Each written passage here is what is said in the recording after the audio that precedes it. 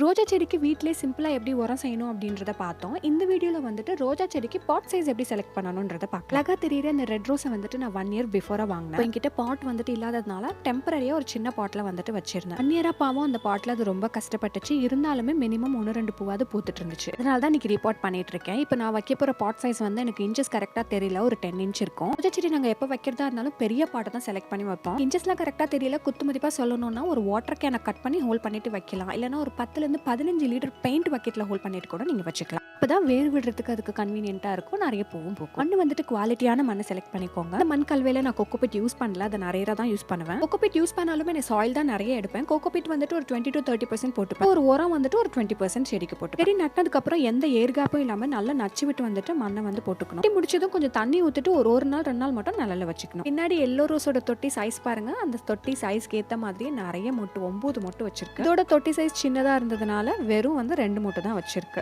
Clear difference இங்கேயே பாக்குறோம். Minimum 30 size நம்ம வச்சோம்னா அந்த அளவுக்கு நல்லாவே பூ வரும்.